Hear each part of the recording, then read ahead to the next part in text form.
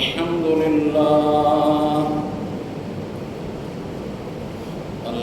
لله وكفى والصلاة والسلام على سيد الرسل وخاتم الأنبياء وعلى آله وصحبه وبارك وسلم،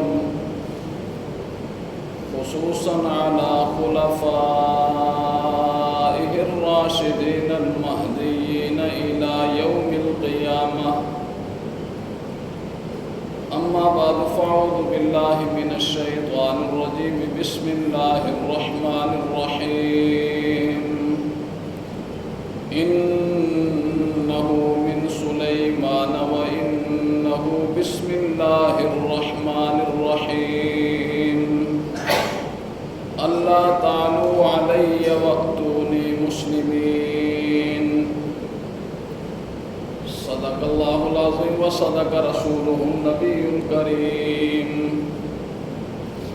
ونحن على ذلك لمن الشاهدين والشاكرين، والحمد لله رب العالمين. اللهم صل على محمد وعلى آل محمد كما صليت على إبراهيم وعلى آل إبراهيم إنك حميد مجيد. اللهم بارك على محمد وعلى آل محمد كما باركت على إبراهيم وعلى آل إبراهيم إنك حميد مجيد. رب اشرح لي صدري ويسر لي أمري واحلل عقدة من لساني يفقهوا قولي. رب زدني علما رب زدني علما رب زدني علما.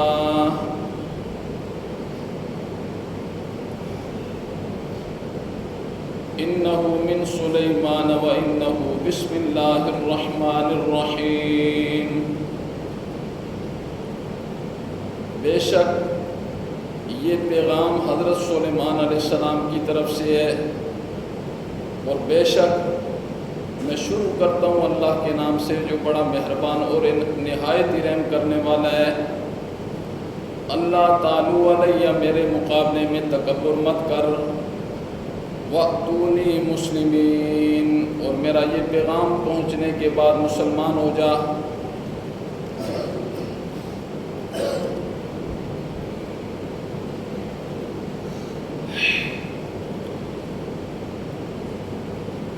سامعین محترم، آج کی جو گفتگو ہوگی انشاءاللہ العزیز، اگر آپ اسے توجہ سے سماعت فرمائیں گے، یہ گفتگو ہر مومن کے لیے، چاہے وہ پڑھا لکھا ہے یا وہ پڑھا لکھا نہیں ہے، ہر مومن کو کم از کم قرآن کی یہ آیت تو یاد ہوتی ہے، بسم اللہ الرحمن الرحیم۔ یہ تو ہر مومن کو یاد ہوتی ہے، چاہے اس نے قرآن پڑھا ہے یا اس نے قرآن نہیں پڑھا ہے۔ یہ آیت ہے قرآن مجید کی، بسم اللہ الرحمن الرحیم۔ آج کی نشست میں بس اسی پر میں گفتگو کروں گا، اس کے فضائل اور مناقب آپ کے سامنے رکھوں گا۔ عمل کی نیت سے سماعت فرمائیں گے تو اللہ موت کے دم تک عمل کی توفیق بھی نصیب فرمائیں گے۔ کوئی مشکل بات نہیں ہے، صرف اور صرف عادت بنانے والی بات ہے۔ کسی بھی چیز کی انسان عادت بنا لینا تو وہ اس کے لیے مشکل نہیں ہوتی، کسی بھی چیز کی عادت بنا لے۔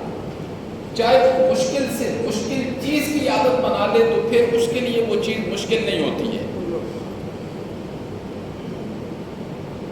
تو انشاءاللہ العزیز اگر یہ گفتگو سننے کے بعد ہم اس جملے کی عادت بنا لیں گے نا تو فضائل ابھی آپ نے خود سماعت فرمانے ہیں کہ اس کے فضائل کیا ہیں.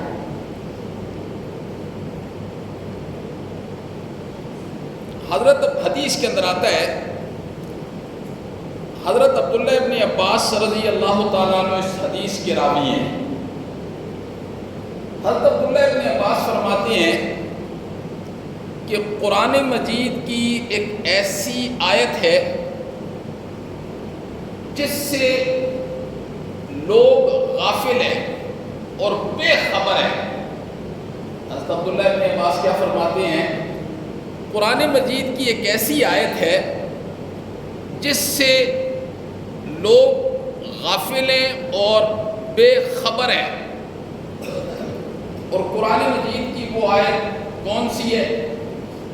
حضرت عبداللہ ابن عباس فرماتے ہیں وہ آیت ہے بسم اللہ الرحمن الرحیم. یہ جو میں نے آیت پڑھی ہے یہ سورہ نمل کی آیت ہے.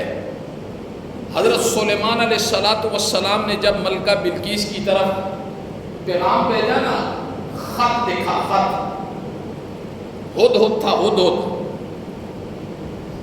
غائب ہو گیا نا، غائب ہدہد. تو حضرت سلیمان علیہ السلام پرندوں کی حاضری لگاتے تھے. فرمایا ہدہد کدھر گیا؟ نہیں تھا. پھڑ پھڑ کرتا ہوا جب واپس آیا نا تو دوسروں نے کہا تیری خیر نہیں ہے آج. حضرت سلیمان علیہ السلام کو اتنا غصہ آیا کہ حضرت سلیمان علیہ السلام نے کہا میں اسے بڑی شدید قسم کی سزا دوں گا، میں اسے قتل ہی کر دوں گا اگر اس نے میرے سامنے کوئی صحیح عذر پیش نہ کیا. یہ کہاں چلا گیا ہے؟ چھوٹا سا پرندہ ہے، چھوٹا سا. قرآن نے اس کا بڑا لمبا واقعہ ذکر کیا ہے، کبھی زندگی نے ساتھ دیا تو انشاءاللہ اس پر بھی بات کروں گا. اس میں اللہ کی وحدانیت ہے، اللہ کی توحید ہے. خیر، حضرت سلیمان علیہ السلام نے خط لکھا اور اس خط کی ابتدا کن جملوں سے کی؟ کن جملوں سے کی؟ آپ نے لکھا انہو من سلیمان انہو بسم اللہ الرحمن الرحیم اللہ تعالی علیہ واتونی مسلمین. میں حضرت سلیمان ہوں اور میں شروع کرتا ہوں اللہ کے نام سے جو بڑا مہربان اور نہایت ہی رحم کرنے والا ہے. میرے مقابلے میں سرکشی اور تکبر چھوڑ دے اور مسلمان ہو کے آ جا، ورنہ جہاد کے لیے تیار ہو جا. یہ جو آپ سنتے رہتے ہیں، تاریخ میں پڑھتے رہتے ہیں، سلطنت فارس، سلطنت روم، یہ ملکہ بلقیس کی سلطنت کے مقابلے میں عشر عشیر بھی نہیں تھے. یہ بہت بات کی سلطنتیں ہیں، سلطنت فارس، سلطنت روم. اس سے پہلے جو ملکہ بلقیس کی سلطنت تھی نا، یمن کی، اللہ اکبر. آپ صرف اس سے اندازہ لگائیں کہ ملکہ بلقیس کی جو فوج تھی نا، فوج، صرف فوج اس کی وہ 1,20,00,000 تھی. ملکہ آج پوری روئے زمین پر کسی ملک کی اتنی فوج ہے؟ 1,20,00,000 اس کی فوج تھی اور 12,000 کمانڈر تھے اس فوج کے، 12,000 کمانڈر، اور ہر کمانڈر کے نیچے 1,00,000 فوج تھی ملکہ بلقیس کی.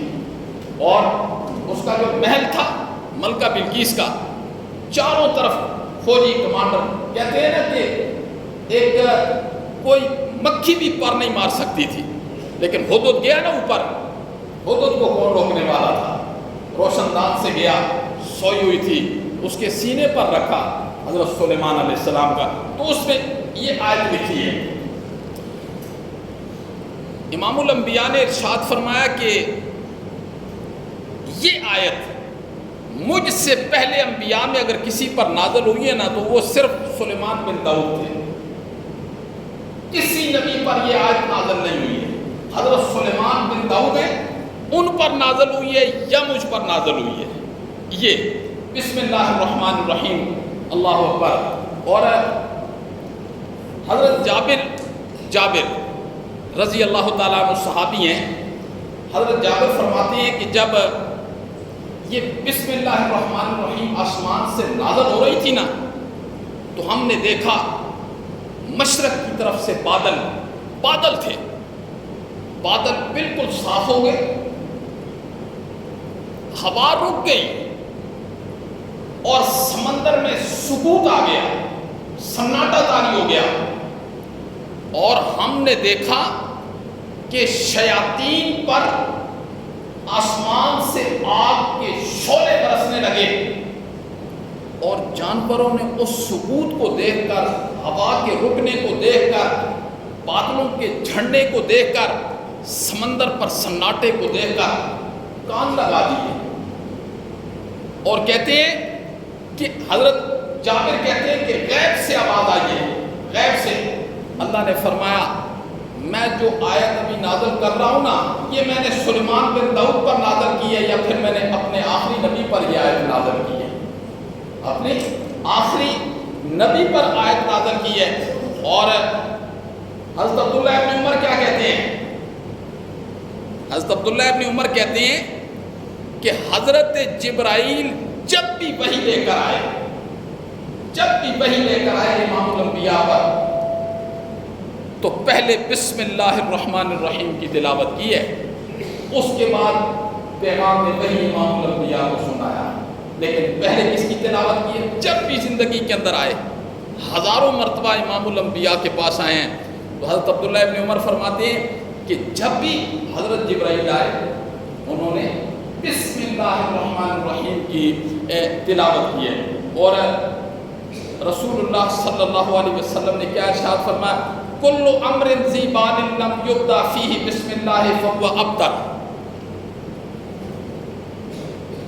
خیر کا کوئی کام بھی اگر وہ بسم اللہ الرحمن الرحیم کے بغیر شروع کر دیا جائے نا، اس میں برکت نہیں ہوگی۔ خیر کا کوئی کام بھی بسم اللہ الرحمن الرحیم پڑھے بغیر شروع کر لیا جائے، اس میں خیر اور برکت بالکل بھی نہیں ہوگی۔ یہ رسول اللہ صلی اللہ علیہ وسلم کا ارشاد ہے۔ ایک تفسیر ہے، ذرا اس کو توجہ سے سننا۔ تفسیر کا نام ہے روح البیان۔ اس میں ایک بزرگ ہیں، بہت بڑے بزرگ گزرے ہیں، مفسر ہیں، سید اسماعیل حقی رحمہ اللہ۔ اس تفسیر روح البیان میں وہ لکھتے ہیں کہ اللہ رب العزت کے 3000 نام ہیں۔ کتنے نام ہیں؟ 3000 نام ہیں اللہ رب العزت کے۔ پھر انہوں نے لکھا کہ اللہ رب العزت نے 1000 نام اپنے فرشتوں کو بتائے ہیں، 1000 نام اللہ نے انبیاء کو بتائے ہیں، اور 300 نام اللہ نے تورات میں نازل کیے، 300 نام اللہ نے انجیل میں نازل کیے، اور 300 نام اللہ نے زبور میں نازل کیے، اور 99 نام اللہ نے اپنے قرآن میں ذکر کیے۔ پھر وہ لکھتے ہیں یہ کتنے ہو گئے؟ 3999 نام، اور لکھتے ہیں کہ ایک نام اللہ نے اپنے پاس رکھا ہے، اس کی خبر کسی کو نہیں دی ہے، تو اللہ رب العزت کے ٹوٹل کتنے نام ہیں؟ 3000 نام۔ 1000 فرشتوں میں تقسیم کر دیا، 1000 انبیاء میں تقسیم کر دیا، 300 نام پہلی کتابوں میں نازل کر دیے، اور 99 نام قرآن مجید میں اللہ نے نازل کر دیے، اور ایک نام اللہ نے اپنے پاس اپنا رکھ دیا۔ اللہ رب العزت نے ان 3000 ناموں کا جو معنی ہے نا، وہ بسم اللہ الرحمن الرحیم کے 3 لفظوں میں رکھ دیا۔ بسم اللہ الرحمن الرحیم کے 3 لفظوں میں، وہ لفظ کون ہے؟ اللہ، الرحمن، الرحیم۔ گویا کیا فرمایا امام الانبیاء نے؟ فرمایا جس نے ایک مرتبہ بسم اللہ الرحمن الرحیم پڑھا اس نے گویا کہ اللہ کے 3000 ناموں کا تذکرہ کر دیا. اس نے اللہ کے، یہ کوئی مشکل بات ہے؟ یہ مشکل چیز ہے؟ بسم اللہ الرحمن الرحیم پڑھنا یہ کوئی مشکل چیز ہے؟ جس نے ایک مرتبہ بسم اللہ الرحمن الرحیم پڑھا اس نے گویا کہ اللہ کے 3000 ناموں کا ورد اور ذکر کر دیا. اللہ اکبر. یہ اس تفسیر کے اندر یہ بات لکھی ہے. اور حضرت عبداللہ ابن عباس کیا فرماتے ہیں؟ اللہ اکبر. سنیے، حضرت عبداللہ ابن عباس نے فرمایا کہ جب ایک بچہ اللہ کا قرآن پڑھنے کے لیے بالکل ابتدائی تعلیم کے لیے جب کسی استاد کے پاس آتا ہے نا، استاد کے پاس، اور استاد اسے پڑھانے سے پہلے یہ جملہ دہراتا ہے کہ بیٹا پڑھو بسم اللہ الرحمن الرحیم. حضرت عبداللہ ابن عباس نے فرمایا کہ امام الانبیاء نے فرمایا اسی وقت اللہ 3 لوگوں کے لیے مغفرت کے فیصلے کر دیتے ہیں صرف اس جملے پر. حدیث کے اندر آتا ہے نا کہ بنی اسرائیل کے اندر ایک بندہ فوت ہوا اور 4 سال تک وہ عذاب میں قبر میں مبتلا رہا. 4 سال ہو گئے تھے. اس کا بچہ تھا. جب وہ چلنے پھرنے کی عمر کے قابل ہوا تو اس کی والدہ نے استاد کے پاس بھیجا. اس نے جب پڑھا نا بسم اللہ الرحمن الرحیم تو اللہ رب العزت نے وقت کے نبی پر وحی نازل کی کہ ہم نے اس کے بابا کی مغفرت کر دی ہے. ہم نے اس کے بابا کی مغفرت کر دی ہے. اللہ اکبر. کیسا علم ہے قرآن مجید کا، کیسا علم ہے. یہ تو انسان کی جرأت بھی نہیں ہے کہ وہ زبان سے یہ جملے ادا کر سکے قرآن کے. یہ تو اللہ کی توفیق سے ہوتے ہیں. تو حضرت عبداللہ ابن عباس کیا فرماتے ہیں؟ 3 لوگوں کی اللہ اسی وقت مغفرت فرما دیتے ہیں. استاد کی، شاگرد کی اور والدین کی. جن کا بچہ وہ قرآن پڑھنے کے لیے آتا ہے اللہ رب العزت اسی وقت اس کی مغفرت فرما دیتے ہیں. بسم اللہ الرحمن الرحیم کے یہ فضائل ہیں. قرطبی تفسیر کی کتاب ہے، اس میں در مثنوی کے حوالے سے ایک حدیث لکھی ہے. در مثنوی حدیث کی کتاب ہے، بہت لاجواب حدیث کی کتاب ہے. قرطبی میں در مثنوی کے حوالے سے ایک حدیث لکھی ہے اور اس حدیث کے راوی کون ہیں؟ اس حدیث کے راوی ہیں حضرت عبداللہ ابن مسعود رضی اللہ تعالیٰ عنہ. بہت پائے کہ صحابی حضرت عبداللہ ابن مسعود. حضرت عبداللہ ابن مسعود فرماتے ہیں کہ بسم اللہ الرحمن الرحیم کے 19 حروف ہیں. کتنے حروف ہیں؟ 19 حروف ہیں. اور جہنم پر جو اللہ رب العزت نے داروغے مقرر کیے ہیں نا، فرشتے جہنم پر، وہ بھی 19 ہیں. وہ بھی 19 ہیں. حضرت عبداللہ ابن مسعود فرماتے ہیں کہ بسم اللہ الرحمن الرحیم کے جو حروف ہیں یہ 19 ہیں اور جہنم پر جو داروغے اللہ نے مقرر کیے ہیں وہ بھی 19 ہیں. پھر حضرت عبداللہ ابن مسعود کہتے ہیں کہ امام الانبیاء نے فرمایا کہ جو بندہ کثرت کے ساتھ بسم اللہ الرحمن الرحیم پڑھتا رہتا ہے اللہ رب العزت ان 19 حروف کو ان فرشتوں کے سامنے ڈھال بنا دیں گے. ڈھال بنا دیں گے. مطلب کیا ہے؟ مطلب یہ ہے کہ اللہ رب العزت جو کثرت کے ساتھ بسم اللہ الرحمن الرحیم پڑھتا رہے گا اللہ رب العزت اس کی جہنم سے حفاظت فرمائیں گے. اس کی جہنم سے حفاظت فرمائیں گے. اب ہر بندہ یہ نہیں پڑھ سکتا، پڑھا لکھا ہو یا نہ پڑھا لکھا ہو یہ جملہ نہیں پڑھ سکتا. یقین جانیے یہ جو آج ہم سنتے ہیں نا بزرگوں کے متعلق، دیکھیں بزرگ بننے کی صلاحیت اللہ نے ہر ایک کے اندر رکھی ہے. صحابی محنت سے نہیں بنتا، یہ درجہ کسبی نہیں ہے کہ بندہ ساری زندگی روزے رکھے، ساری رات تہجد کی نماز پڑھے، تسبیحاں پڑھے، ذکر کرے تو بندہ صحابی بن جائے گا، نہیں۔ درجہ صحابیت کسبی نہیں ہے، یہ وحی ہے اللہ کی طرف سے عطا شدہ، جسے اللہ عطا کر دے، بس وحی ہے یہ درجہ۔ اور جو بزرگی کا درجہ ہے نا، بزرگی کا درجہ یہ کسبی ہے، کسبی۔ ہر بندہ محنت کرے تو وہ بزرگ نہیں بن سکتا، محنت کرے ہر بندہ۔ یہ جو ہم سنتے رہتے ہیں فلاں بزرگ، فلاں بزرگ، فلاں بزرگ، انہوں نے اپنے نفس کو پاؤں کے نیچے ساری زندگی دبا کر رکھا ہے، ساری زندگی۔ خواہشات بزرگوں کی نہیں تھی، ان کے اندر اللہ نے خواہشاتیں نہیں رکھی تھی، خواہشات تھی۔ بزرگ کوئی فرشتے نہیں ہوتے، خواہشات تو فرشتے کے اندر نہیں ہوتی ہے، ہر انسان کے اندر اللہ نے خواہش رکھی ہے، پر اللہ کی محبت اس خواہش کو دبانا پڑتا ہے یا چھوڑ دینا پڑتا ہے، یہی ہوتا ہے نا۔ ایک بندہ اللہ کی محبت میں، تو بزرگان دین جو گزرے ہیں انہوں نے کبھی بھی اللہ کی مخلوق کے متعلق غلط سوچ نہیں رکھی ہے، ہمیشہ اللہ کی مخلوق کو صراط مستقیم پر گامزن کرنے کی ہر وقت فکر رکھتے تھے، اس کی تعلیم دیتے تھے، اس کی تبلیغ کرتے تھے۔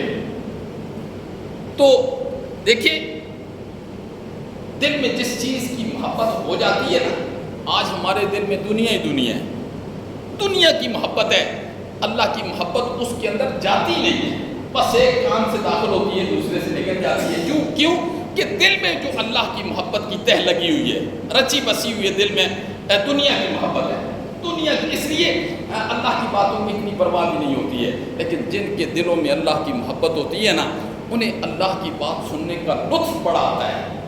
دیکھو جب دنیا کی محبت ہوتی ہے تو دنیا کی بات سننے کا لطف آتا ہے، مزہ آتا ہے جی۔ جن لوگوں کے دلوں میں دنیا، ہم سب کے دلوں میں آج دنیا کی محبت ہے، تو دنیا کی بات سننے میں کتنا لطف آتا ہے، کتنا مزہ آتا ہے۔ جن دلوں میں اللہ کی محبت ہوتی ہے نا، انہیں پھر اپنے محبوب کی بات سننے کا لطف بڑا آتا ہے، بہت مزہ آتا ہے۔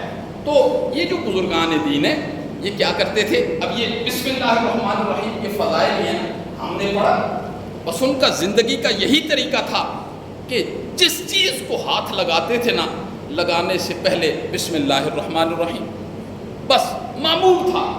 کوئی چیز لینی ہے، کوئی چیز دینی ہے، کوئی چیز اٹھانی ہے، کوئی چیز پکڑنی ہے، کوئی چیز پہننی ہے، بس بسم اللہ الرحمن الرحیم۔ اگلی بات سنیں آپ، شیخ عبد القادر جیلانی رحمہ اللہ، یہ تو ایسے بزرگ ہیں سب ان کو جانتے ہیں۔ شیخ عبد القادر جیلانی رحمہ اللہ، لوگوں نے ان کے نام سے بڑے بڑے قصے بنائے ہوئے ہیں، بڑے بڑے قصے یہ آپ سنتے رہتے ہیں جی۔ اللہ اکبر، بس اللہ ہم سب کی حفاظت فرمائے، اور اللہ ہمیں وہ ایمان نصیب فرمائے جو امام الانبیاء لے کر آئے، اور جس کے لیے صحابہ کرام نے تکلیفیں برداشت کی، اللہ ہمیں وہ ایمان نصیب فرمائے۔ یا اللہ سے دعا کیا کریں، اللہ سے دعا کہ حضرت شیخ لکھتے ہیں بنیۃ الطالبین میں، بنیۃ الطالبین میں حضرت شیخ نے لکھا، حدیث ہے کہ امام الانبیاء نے ارشاد فرمایا، جس دعا کی ابتدا میں بسم اللہ الرحمن الرحیم پڑھی جائے گی، اللہ کے پیغمبر نے فرمایا اللہ اس دعا کو کبھی رد نہیں کرے گا، اللہ اس دعا کو کبھی رد نہیں کریں گے۔ جس دعا کے شروع میں بسم اللہ الرحمن الرحیم پڑھی جائے۔ پھر ایک اور بات انہوں نے لکھی، وہ سننے کے قابل ہے۔ حضرت شیخ نے لکھا کہ امام الانبیاء نے فرمایا کہ کل میری امت کے بھی اعمال کو تولا جائے گا میزان میں، پہلی امتوں کے اعمال کو بھی تولا جائے گا۔ نبی پاک نے فرمایا کہ میری امت کا ایک شخص ہوگا، اس نے بھی وہی عمل کیا ہوگا، اور پہلی امتوں میں سے کسی بندے نے بھی وہی عمل کیا ہوگا۔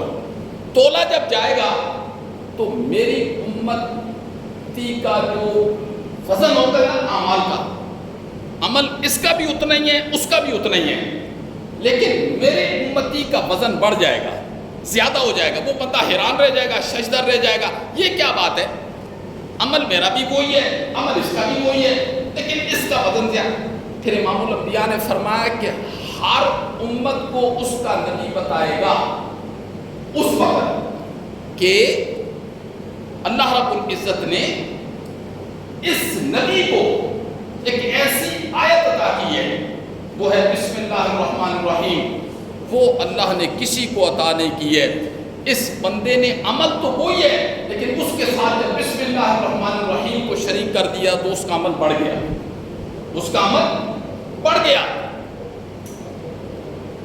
اور پھر امام الانبیاء نے ارشاد فرمایا، یہ بسم اللہ الرحمن الرحیم کا جملہ، یہ کتنا وزنی ہے؟ امام الانبیاء نے ارشاد فرمایا کہ ساری انسانیت کے گناہ ایک پڑھنے میں رکھ دیے جائیں اور دوسرے پڑھنے میں یہ بسم اللہ الرحمن الرحیم لکھ کے رکھ دیا جائے نا، تو یہ پڑھنا جھک جائے گا، یہ پڑھنا کیا ہو جائے گا؟ جھک جائے گا یہ پڑھنا۔ اللہ اکبر۔ ایک حدیث کے اندر آتا ہے، رسول اللہ صلی اللہ علیہ وسلم نے ارشاد فرمایا کہ جو بندہ اپنے گھر میں بسم اللہ الرحمن الرحیم پڑھ کے داخل ہوتا ہے اور پھر کھانے کے وقت بسم اللہ الرحمن الرحیم پڑھ لیتا ہے، شیطان اپنے ساتھیوں کو کہتا ہے کہ یہاں سے نکل جاؤ، اس گھر میں نہ ہمارے سونے کی جگہ ہے اور نہ کھانے کی جگہ ہے، اس گھر میں نہ ہمارے سونے کی جگہ ہے اور نہ کھانے کی جگہ ہے۔ اصل بات تو ساری یقین کی ہوتی ہے۔ کس کی ہوتی ہے؟ یقین کی ہوتی ہے۔ بس دل میں دنیا کا یقین ہے، اس کے اثرات بھی ظاہر ہو جاتے ہیں، اور اگر اس دل میں اللہ رب العزت کی ذات کا یقین ہو۔ دیکھو قرآن مجید کی جہاں سے ابتدا ہوتی ہے نا، مومنین کی سب سے پہلی صفت جو قرآن نے ذکر کی ہے وہ کیا ہے؟ الذین یؤمنون بالغیب وَيُقِيمُونَ الصَّلَاةَ۔ یہ مومن تو وہ ہوتا ہے جو بن دیکھے اللہ کو مانتا ہے، بن دیکھے اللہ کو مانتا ہے، وہ مومن ہے۔ اور یقین، یہ یقین کہتے ہیں نا، یقین کی کمی ہے۔ آج کیا ہے اس دل میں؟ یاد رکھنا دو چیزیں نہیں آ سکتی ہیں، دنیا اور دین یہ اکٹھا نہیں ہو سکتا۔ دل میں ایک چیز ہوگی، ایک چیز۔ اگر اس دل میں اللہ کا یقین ہوگا نا، اللہ کا یقین، تو پھر اللہ رب العزت دنیا اور آخرت میں رسوائیوں سے بچا دیں گے۔ اگرچہ رزق تھوڑا مل جائے لیکن رسوا اللہ نہیں کریں گے، لیکن اگر اللہ کے یقین کے بجائے دنیا کا یقین اس کے اندر آ جائے تو پھر دنیا اور آخرت دونوں چلی جائیں گے۔ تو یہ کیا ہے؟ شعر بھی ہے نا، نگاہ مرد مومن سے بدل جاتی ہیں تقدیریں، نگاہ مرد مومن سے بدل جاتی ہیں تقدیریں، جو ہو ذوق یقین پیدا تو کٹ جاتی ہیں زنجیریں، جو ہو ذوق یقین پیدا تو کٹ جاتی ہیں زنجیریں۔ بس اللہ سے مانگا کریں نا، میں بھی اللہ سے اپنے لیے مانگوں گا، آپ کے لیے بھی مانگوں گا، آپ بھی اللہ سے مانگا کریں، مولا ہمیں اس ایمان کی چنگاری دے دے جو تو نے صحابہ کو ایمان دیا تھا، اس ایمان کی چنگاری دے دے مولا، اس ایمان کی چنگاری ہمیں دے دے۔ اس ایمان کی چنگاری مل گئی نا تو یہ دل کے اندر جو تہ دنیا کی بچھی ہوئی ہے نا، انشاءاللہ نکل جائے گی، نکل جائے گی۔ تو یہ چیزیں یقین پر مبنی ہیں۔ امام الانبیاء نے ارشاد فرمایا، جو گھر میں بسم اللہ الرحمن الرحیم پڑھے گا، شیطان اپنے ساتھیوں کو کہتا ہے نکل جاؤ یہاں سے، نہ بیٹھنے کی جگہ ہے، نہ سونے کی، نہ کھانے کی۔ آپ نے فرمایا جو بسم اللہ نہیں نہ پڑھتا تو شیطان اپنے ساتھیوں کو کہتا ہے آ جاؤ، یہاں بیٹھنے کی جگہ بھی ہے، سونے کی جگہ بھی ہے، کھانے کی جگہ بھی ہے۔ تو پھر شیطان ایسے اس گھر کے اندر ڈیرے لگا لیتا ہے۔ اللہ اکبر۔ یہ حدیث جو میں سنانے لگا ہوں نا، اس کو ذرا توجہ سے سننا۔ حدیث کے اندر آتا ہے، یہ میں بسم اللہ الرحمن الرحیم کے فضائل پر، اس کے مناقب پر یہ گفتگو کر رہا ہوں، اور اللہ مجھ سمیت ہم سب کو اس آیت کا زندگی میں معمول بنانے کی توفیق نصیب فرمائے۔ سنیے امام الانبیاء کیا ارشاد فرماتے ہیں۔ امام الانبیاء نے ارشاد فرمایا کہ میں معراج پر گیا، اللہ رب العزت نے مجھے آسمانوں کی سیر کروائی اور پھر جنت کے جتنے درجات تھے نا اللہ نے مجھے دکھائے، اللہ نے مجھے دکھائے۔ اور جنت میں 100 درجے ہیں، اللہ نے ایک ایک درجے کی مجھے سیر کروائی۔ امام الانبیاء فرماتے ہیں میں نے جنت میں 4 نہروں کو دیکھا، 4 نہروں کو دیکھا، دودھ کی نہر ہے، شہد کی نہر ہے، پانی کی نہر ہے، شراب کی نہر ہے، میں نے 4 نہروں کو دیکھا۔ تو امام الانبیاء نے ارشاد فرمایا میں نے جبرائیل سے پوچھا جبرائیل یہ نہریں کہاں سے آتی ہیں اور یہ کہاں جاتی ہیں؟ امام الانبیاء فرماتے ہیں کہ حضرت جبرائیل نے مجھے کہا اللہ کے پیغمبر یہ جاتی تو حوض کوثر میں ہے، لیکن آتی کہاں سے ہیں یہ مجھے بھی نہیں پتا، یہ مجھے بھی نہیں پتا آتی کہاں سے ہیں۔ کہتے ہیں تھوڑی سی دیر گزری نا، حضرت جبرائیل مجھے کہنے لگے آپ اپنے اللہ سے دعا کریں نا کہ آپ کو اللہ بتا دے یہ نہریں کہاں سے آتی ہیں۔ امام الانبیاء کہتے ہیں میں نے وہاں دعا کی، میں نے کہا مولا مجھے یہ بتا دے یہ نہریں کہاں سے آتی ہیں، جاتی تو حوض کوثر میں، آتی کہاں سے ہیں؟ امام الانبیاء کہتے ہیں میں نے اللہ سے دعا کی تو تھوڑی دیر کے بعد ایک فرشتہ آیا، فرشتہ آ کر کہنے لگا آپ آنکھیں بند کریں۔ امام الانبیاء کہتے ہیں میں نے آنکھیں بند کر دی، تھوڑی دیر کے بعد اس نے کہا آپ آنکھیں کھولیں۔ امام الانبیاء کہتے ہیں جب میں نے آنکھیں کھولی نا میں ایسی عجیب جگہ پہ تھا، ایسی عجیب جگہ پہ کھڑا تھا کہ میں نے نا ایک گنبد دیکھا، ایک موتی دیکھا، خیمہ دیکھا، لیکن وہ بنا ہوا کس کا تھا؟ وہ ایک موتی کا بنا ہوا تھا، ایک موتی کا بنا ہوا تھا۔ کس کا بنا ہوا تھا؟ ایک موتی کا۔ اب وہ خیمہ کیسا تھا؟ امام الانبیاء کہتے ہیں کہ وہ خیمہ، وہ گنبد کیسا تھا؟ جو ایک موتی کا بنا ہوا تھا۔ امام الانبیاء کہتے ہیں میں اس کے حجم کو تشبیہ دوں کہ وہ کتنا بڑا موتی تھا، کتنا بڑا موتی تھا۔ امام الانبیاء نے ارشاد فرمایا کہ وہ اتنا بڑا موتی تھا، سارے جنات اور حضرت آدم سے لے کر آخری انسان تک ساری خلقت اگر اس موتی کے اوپر بیٹھ جائے نا وہ ایسے لگے گا جیسے ایک پہاڑ کے اوپر خوبصورت سا پرندہ نہیں بیٹھا ہوتا، تم جیسے دیکھتے ہو ایک پہاڑ پر پرندہ، اس کا حجم کتنا ہوتا ہے، اب خود اندازہ لگا دو کہ وہ موتی کتنا بڑا ہوگا، وہ خیمہ موتی کا کتنا بڑا ہوگا۔ آپ نے فرمایا سارے جنات، ساری خلقت اس پر بیٹھ جائے تو ایسے لگے گا جیسے کوئی بندہ دیکھ رہا ہے ایک پہاڑ کے اوپر ایک پرندہ بیٹھا ہوا ہے، بس اتنا مخلوق اس کے مقابلے میں، اللہ مخلوق کے مقابلے میں وہ کتنا بڑا ہے۔ آپ نے فرمایا کہ میں نے دیکھا اس کے اندر ایک دروازہ لگا ہوا ہے سونے کا دروازہ ہے، تو میں نے دیکھ لیا، میں جانے لگا تو فرشتہ کہنے لگا کہاں جا رہے ہیں آپ نے اندر نہیں جانا، اس موتی کے اندر نہیں جانا۔ امام الانبیاء نے فرمایا اس کا تو تالا لگا ہوا ہے، میرے پاس تالا نہیں، چابی نہیں، تالا لگا ہوا ہے چابی نہیں۔ امام الانبیاء فرماتے ہیں کہ اس وقت مجھے فرشتے نے کہا اس کے کھولنے کی چابی ہے بسم اللہ الرحمن الرحیم، اس کے کھولنے کی چابی ہے بسم اللہ الرحمن الرحیم۔ امام الانبیاء کہتے ہیں میں نے تالا پکڑا نا، تالا پکڑ کے میں نے کہا بسم اللہ الرحمن الرحیم، وہ تالا کھل گیا۔ تالا کھلا نا تو میں اس موتی اس خیمے کے اندر داخل ہوا تو مجھے نظر آیا کہ وہ 4 نہریں کہاں سے نکلتی ہیں۔ میں نے دیکھا اس جگہ لکھا ہوا تھا بسم اللہ الرحمن الرحیم اور اس کے اندر سے یہ 4 نہریں باہر آ رہی تھیں، اس کے اندر سے یہ 4 نہریں باہر آ رہی تھی۔ اب آپ اس سے اندازہ لگا سکتے ہیں کہ حضرت عبداللہ ابن عباس رضی اللہ تعالیٰ عنہ نے فرمایا کہ قرآن مجید کی ایک ایسی آیت ہے جس سے مخلوق خدا غافل ہے، بے خبر ہے، انہیں پتہ ہی نہیں ہے کہ اللہ رب العزت نے اس کے اندر کیا کچھ رکھ دیا ہے۔ اللہ اکبر۔ ابو مسلم خولانی رحمہ اللہ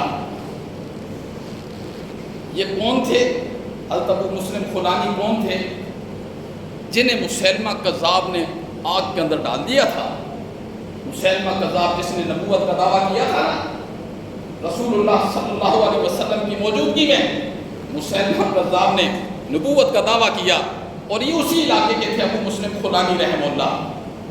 تو جب آگ کے چکھے میں ڈالا نا تو حضرت ابو مسلم خولانی کو آگ میں ڈالا نا، بڑی دیر کے بعد آرام سے باہر آ گئے، کچھ بھی نہیں ہوا۔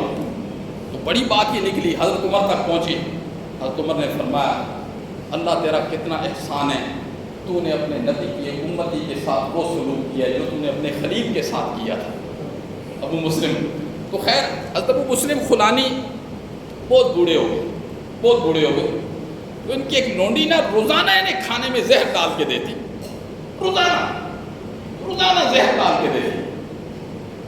ایک دن وہ خود ہی منہ سے بول اٹھی, کیا وجہ ہے؟ ابو مسلم خولانی کو کہ بہت بوڑھے ہو گئے تھے, ابو مسلم خولانی کو کہنے لگی کیا وجہ ہے؟ روزانہ میں زہر ڈال کے دیتی ہوں, آپ کو اثر ہی کچھ نہیں ہوتا.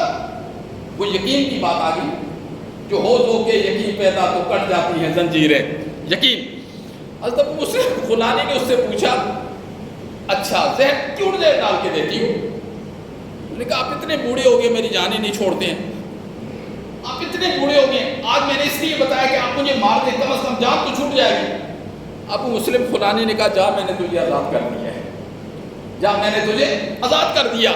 اس نے کہا میں آزاد تو ہو جاؤں گی, اب یہ تو بتا کہ روزانہ میں زہر ڈال کے دیتی ہوں, آج تک آپ کو اثر نہیں ہوا, آپ کیا کرتے؟ اس نے کہا میں تو اور کچھ نہیں کرتا, بس بسم اللہ الرحمن الرحیم پڑھتا ہوں.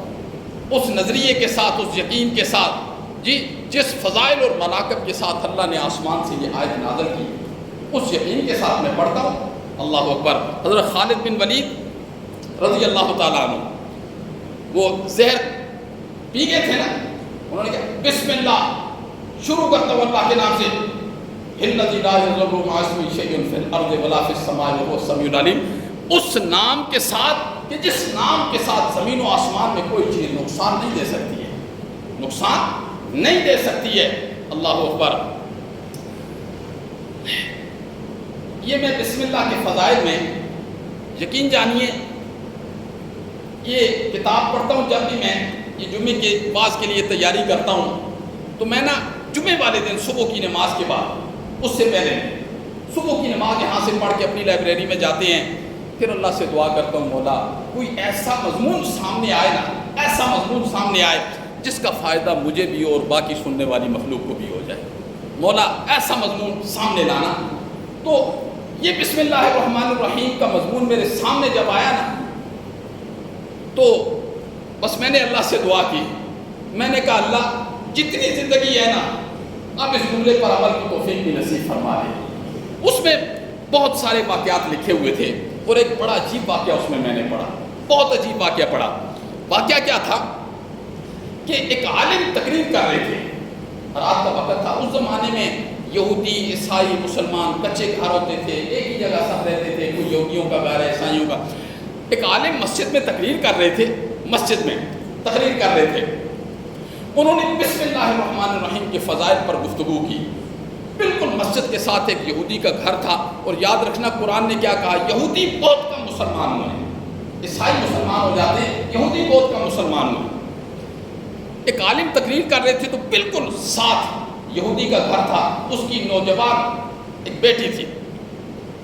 اس نے وہ عالم تقریر کر رہے تھے تو وہ بسم اللہ کے فضائل پر تقریر کی, تو کرتے کرتے اس لڑکی نے دل میں یہ ارادہ کر لیا کہ میں نے مسلمان ہونا ہے, اور مسلمان ہو گئی.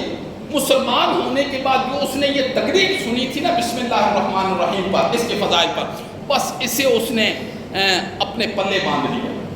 باقی اسلام کے احکامات سیکھے لیکن اسے پلے باندھ لیا. اس کا جو والد تھا نا لڑکی کا, وہ بادشاہ کا وزیر تھا, اور اس زمانے کے اندر بادشاہ کے وزیر کے پاس ایک انگوٹھی ہوتی تھی, انگوٹھی, اس کے اوپر مہر ہوتی تھی, مہر, اور وہی مہر لگاتے تھے.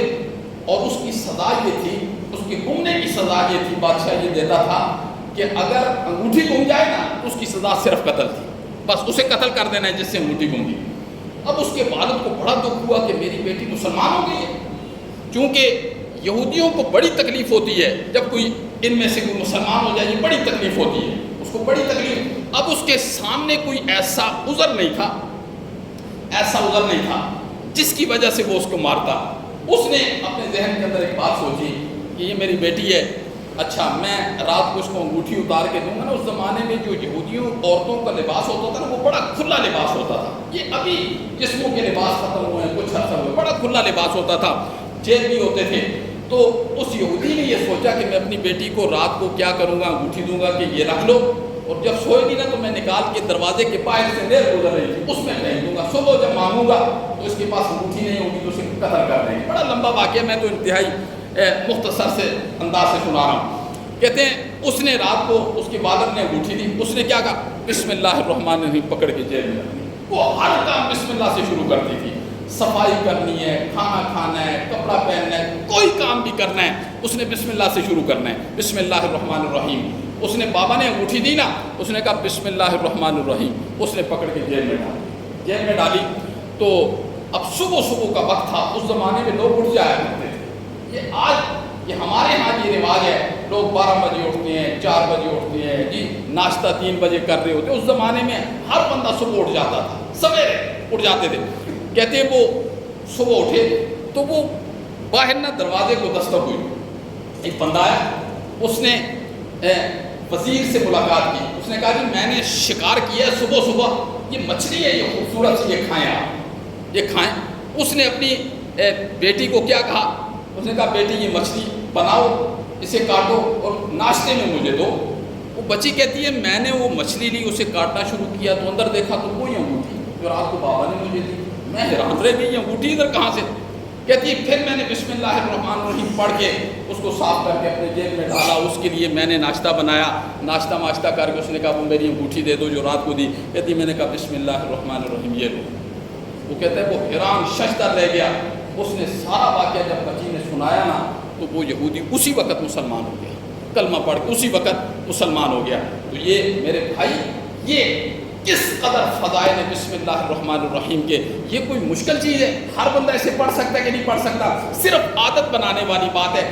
کسی چیز کی عادت کا بنانا مشکل ہوتا ہے، جب عادت بن جاتی ہے نا پھر غیر ارادی طور پر وہ کام ہونا شروع ہو جاتا ہے، غیر ارادی، ارادہ بھی نہ، جب بسم اللہ الرحمن الرحیم کی عادت بن جائے تو پھر اگر ارادہ نہیں بھی ہوگا تو زبان سے بسم اللہ الرحمن الرحیم نکل جائے گا۔ انشاءاللہ اس پر عمل کریں گے نا انشاءاللہ جب اس پر عمل کریں گے تو اللہ رب العزت جہنم کی آگ سے بھی اپنی حفاظت میں رکھے گا۔ میں شروع کرتا ہوں اللہ کے نام سے جو بڑا مہربان ہے، بسم اللہ شروع کرتا ہوں اللہ کے نام سے، الرحمن جو بڑا مہربان ہے، الرحیم جو نہایت رحم کرنے والا ہے۔ رحمان اور رحیم میں فرق کیا ہے؟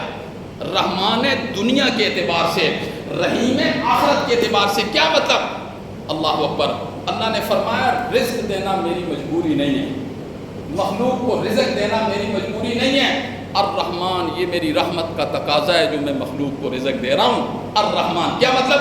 اللہ کی ذات اتنی صابر ہے، یہاں کوئی اللہ کو گالیاں دیتا ہے اللہ اسے بھی رزق دیتا ہے، جو اللہ کی نافرمانی کرتا ہے اللہ اسے بھی رزق دیتا ہے، جو اللہ کو جھٹلا دیتا ہے اللہ اسے بھی رزق دیتا ہے، جو اللہ کی تابعداری میں وقت گزارتا ہے اللہ اسے بھی رزق دیتا ہے۔ یہاں اللہ سب کو رزق دے رہا ہے۔ یہ دنیا کے اعتبار سے الرحمن ہے، لیکن الرحیم آخرت کے اعتبار سے، آخرت میں صرف اور صرف اللہ کہتے ہیں میری رحمت کی چھتری سائے میں صرف وہی لوگ آئیں گے جنہوں نے دنیا کے اندر میری تابعداری کے اندر وقت گزارا ہوگا۔ آخرت میں صرف میری رحمت کی چادر میں وہی لوگ آئیں گے، دوسرے لوگ نہیں آئیں گے۔ تو اللہ رب العزت ہمارے ایمان کی حفاظت فرمائے، اور اس پرفتن دور کے اندر اللہ رب العزت ہمارے فتنوں سے ہماری حفاظت فرما کر ہمیں ایسے کام کرنے کی توفیق نصیب فرمائے نا جس سے ہمارا اللہ ہم سے راضی ہو جائے۔ ہمارے